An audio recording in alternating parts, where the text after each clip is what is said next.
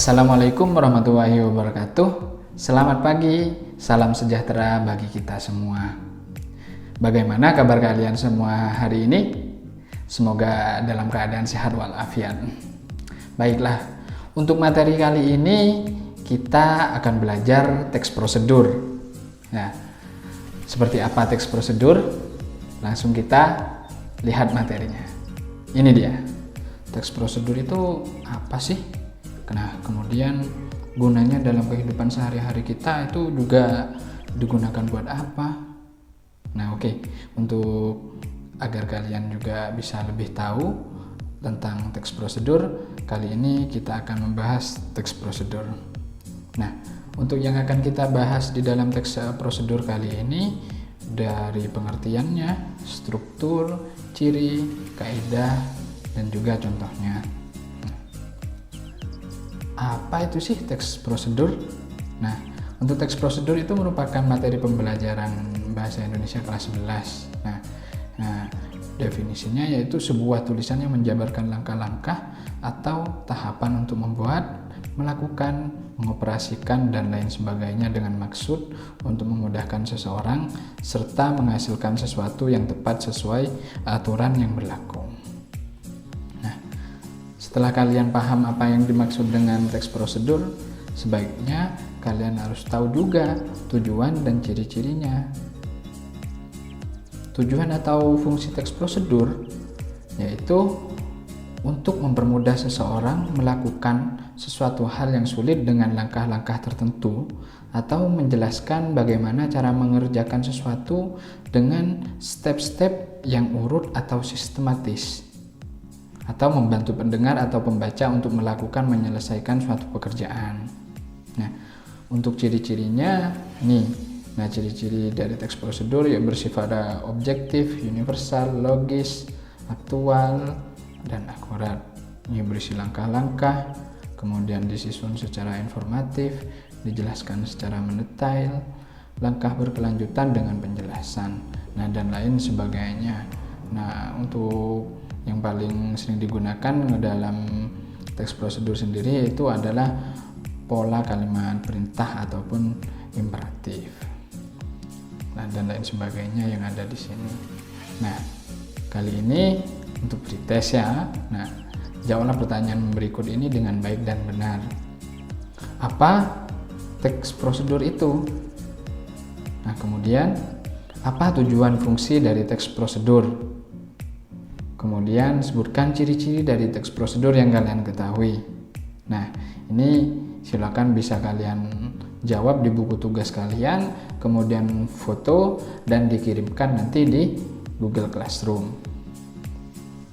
Nah, agar kalian lebih mengetahui materi tentang teks prosedur kompleks, nah, marilah pahami penjelasan hal-hal penting berikut ini. Nah, untuk yang pertama, pengertian dari teks prosedur. Teks prosedur adalah teks yang berisi tujuan dan langkah-langkah yang harus dilakukan agar suatu pekerjaan atau suatu hal dapat dilakukan atau diselesaikan. Adapun langkah-langkah menyusun teks prosedur yaitu sebagai berikut.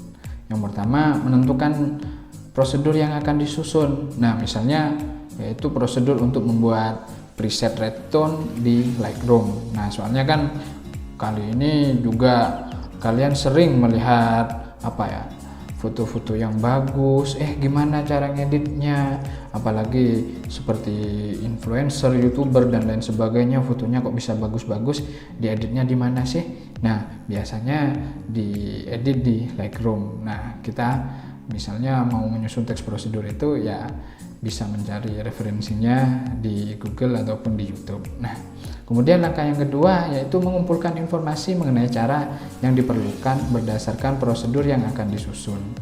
Kemudian yang nomor 3, mengembangkan informasi menjadi langkah-langkah yang harus dilakukan berkaitan dengan prosedur yang akan disusun. Yang nomor 4, menyusun teks prosedur secara utuh. Nah, hal yang perlu diingat, langkah-langkah dalam teks prosedur harus disusun secara runtut. Ya, tidak boleh dibolak-balik. Harus sesuai dengan struktur yang ada. Itu yang paling penting ya dalam dalam menyusun teks prosedur.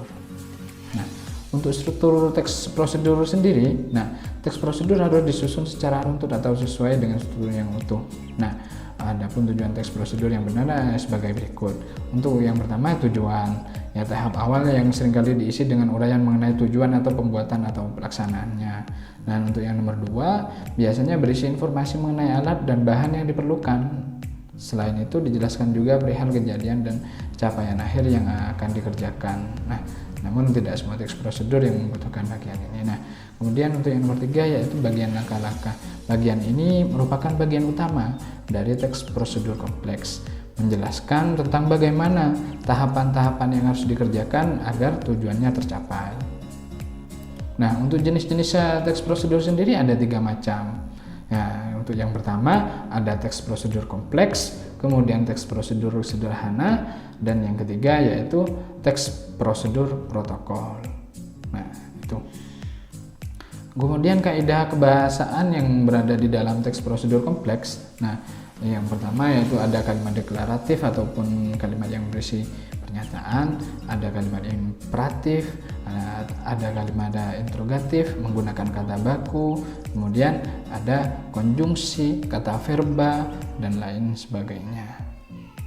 Nah, ini contoh teks prosedur singkat, misalnya yaitu cara membuat blog di Blogspot. Blog merupakan sebuah catatan pribadi yang dimuat dalam sebuah postingan dan disimpan dalam sebuah web online dan biasanya bersifat terbuka bagi siapa saja yang mengunjungi dan membaca isi dari blog tersebut. Untuk membuat blog di Blogspot, ikuti langkah-langkah berikut ini. Pertama, kalian harus mengetikkan di Google www.blogger.com. Pastikan kalian telah login akun Gmail yang masih aktif. Nomor 3, setelah login kalian akan diarahkan ke dashboard Blogger. Lalu klik tombol blog baru ataupun new blog. Isi kolom judul, alamat, blog, dan pilih template-nya. Terakhir, klik tombol buat blog. Nah, demikianlah materi pembelajaran hari ini tentang teks prosedur, yaitu teks prosedur kompleks yang meliputi pengertian, struktur, ciri-ciri, kaidah kebahasaan, jenis, dan contohnya. Semoga bermanfaat bagi kalian. Nah, kali ini kalian bisa memirsa video berikut untuk contoh langkah-langkah dalam membuat preset di Lightroom.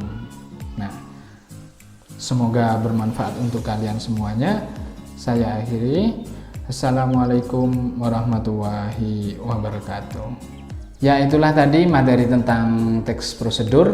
Jika ada pertanyaan, silahkan bisa hubungi saya via WhatsApp, kemudian juga bisa melalui Google Classroom.